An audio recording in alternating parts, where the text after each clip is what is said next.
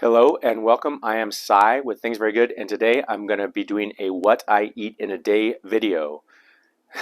And some people have been asking me what I typically eat in a day recently, so I thought I would share today, which is a typical day, and I expect that I'll be doing some more of these kinds of videos so that you can get an idea of what I eat throughout the week. But this is a very typical day as of right now, and of course that changes from time to time.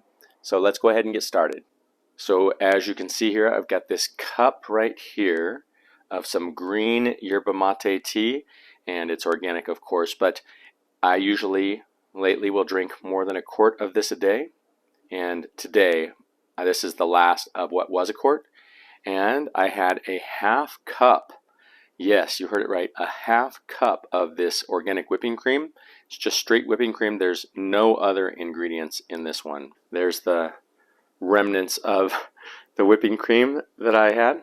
Just to be transparent, you can see that there's some bananas and some almonds in the background. I personally probably won't be eating any almonds today, although I do sometimes. But those are for our kids. My wife actually roasted them. They really like them that way. And then we've got some bananas here, which could end up being part of our what I eat in a day today. So that is my morning so far. The over a quart of yerba mate and the organic whipping cream at a half cup, and I'll get back to you when I'm ready to eat some more. Part 2, what I eat in a day.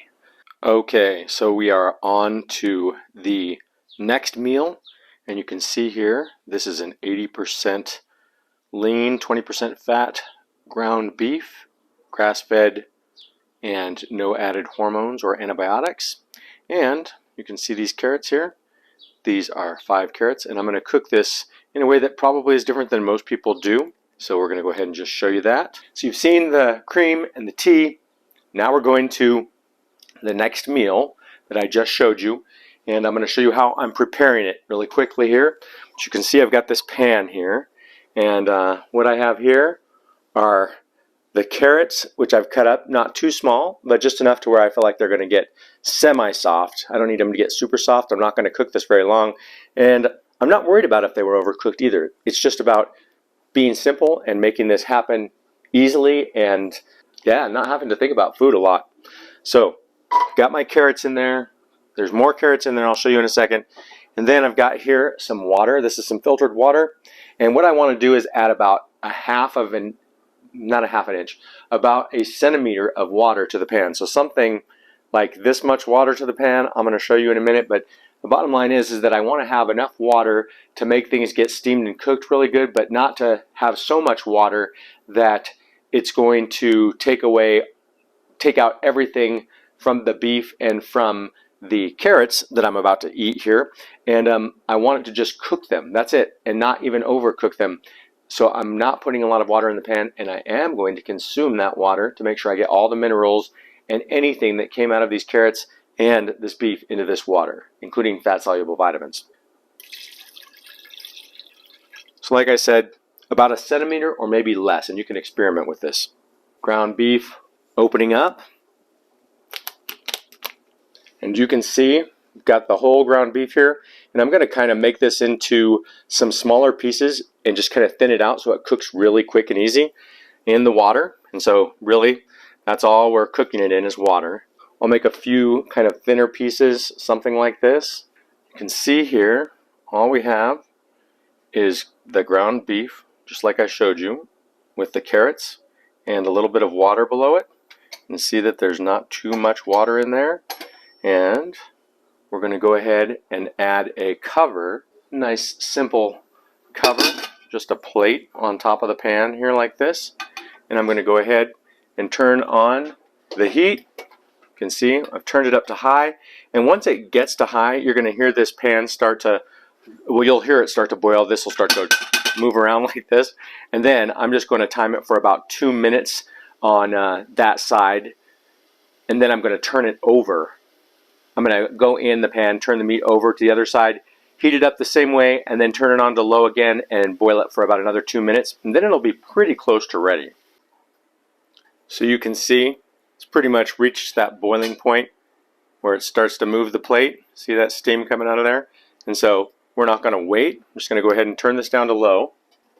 And then I'm going to set this timer for 2 minutes. So I'm going to keep it on low for 2 minutes, just like that, and then I'll turn it over. I'll turn the meat inside over. I'll show you what it looks like in a second. You can see after about 2 minutes what it looks like in there. So you can see it's pretty much almost ready to eat, except for I want to turn it over, just make sure it really gets cooked through. So that's what I'm doing now. Just turning this beef over. Right now you can see it's partway cooked through. I might want to cook it a little longer than the extra 2 minutes, but we're going to go ahead and do the same thing. I'm going to heat this up to a high, covered. As soon as it starts to boil, I'm going to turn it down to low and time it for 2 minutes. Okay, so I did let it cook about 5 minutes on that second session on the low heat after it went to the boil. So a total of about 7 minutes of cooking, and we're just going to take a look at it. I want to show you that it's actually cooked. So you can see here that if we open up a piece here, that it's cooked through. And so there it is. It's cooked all the way through. And it's pretty much ready. I'm going to go ahead and turn the stove top off now. Okay, boys and girls, I am at the final step of preparing this beef. Very simple. And I will eat the whole pound of beef and all of the carrots plus all of the water that was in the pan. So here we go. Final step. All I'm doing is taking some of this Himalayan salt, which could be like Celtic sea salt or some other good salt that you know of. And I'm just adding a little bit of salt to the meal.